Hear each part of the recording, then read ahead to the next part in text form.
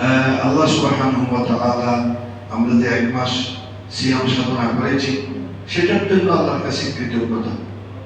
হাদিসের মধ্যে মতভেদ থাকলেও তবুও এই হাদিসটা খলিফা ওমর রাদিয়াল্লাহু তাআলা আনহু ঈদের দিন নিজের পক্ষে বসে কান্না করছিলেন, আল্লাহর কাছে ফরিয়াদ করছেন।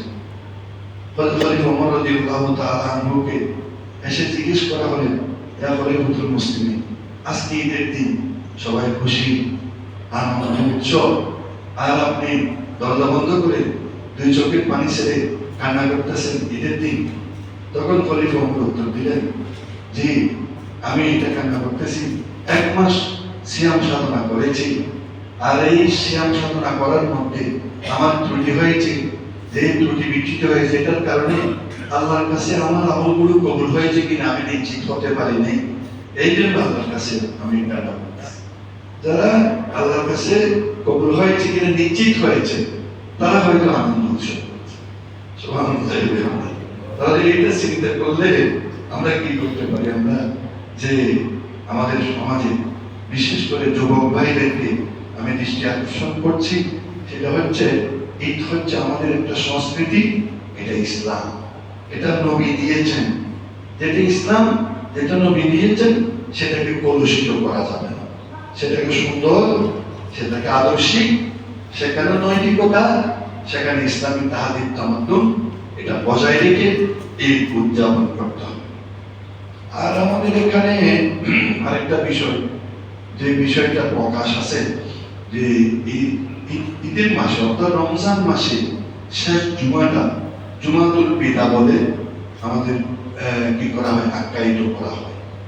হ্যাঁ, জুমাতুল বিদা রমজানে যে 4টা অথবা 5টা জুমা হয়েছে সেখানে সেই হিসেবে জুমাতুল বিদা, কিন্তু জুমা তো আগামী জুমা আবার পড়ব, আগামী জুমা যেহেতু আবার পড়ব, তাহলে জুমার কোনো বিদায় নেই।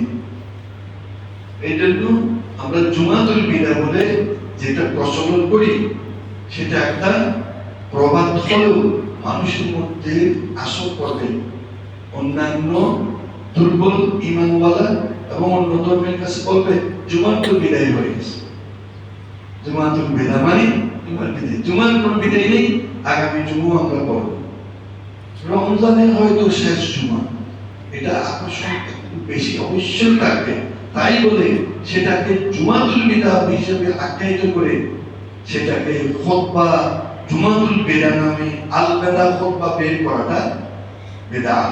কারণ মুহাম্মদ সাল্লাল্লাহু আলাইহি ওয়াসাল্লাম এইরকম জুমাতুল বিদা বলে আল বিদার খুতবা বানিয়ে নবী করিম সাল্লাল্লাহু আলাইহি ওয়াসাল্লাম পড়েন নাই, সাহাবায়ে কেরাম পড়েন নাই, পরবর্তী সফর সালেহীন পড়েন নাই। এই হয়তো এই অল্প কিছুদিন আগে থেকে জুমাতুল বিদা আর আল বিদার খুতবা নামে খুতবা প্রচলন করে এটাকে কি করা হয়, হাইলাইট করা, খুতবাতুল বিদা, জুমাতুল বিদা, আল বিদার খুতবা। এটা কেন? আর আমাদের মাঝে আমাদের কাছে অনেকে প্রশ্ন, হুজুর আজকে তো আল বিদার খুতবা না? আলেমরা অনেক সময় প্রশ্ন করে, হুজুর আজকে আল বিদার খুতবা না?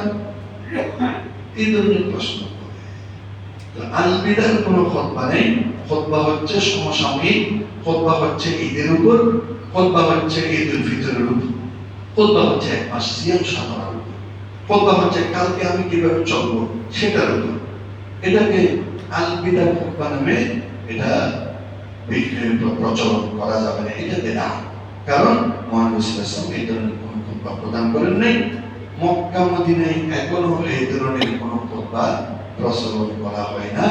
এবং আল বিদা ইয়া শাহরুর রমাদান, আল বিদা ইয়া কোরআন তেলাওয়াত, কোরআন তেলাওয়াতুল কোরআন, আল বিদা ইয়া লাইলাতুল কদর, তোমাকে বিদায় দিচ্ছি। কেন বিদায় দিচ্ছেন? আপনি বরকতের হায়াত চান, আগামী বছর আবার কদর পেতে চান, কদরকে কেন বিদায় দিবেন? আগামী বছর আবার কদম পড়ার জন্য আপনি আল্লাহর কাছে বরকতের হায়াত কামনা করেন, সুস্থতার হায়াত কামনা করেন। এইটা একটা বিষয়। আরেকটা বিষয় হচ্ছে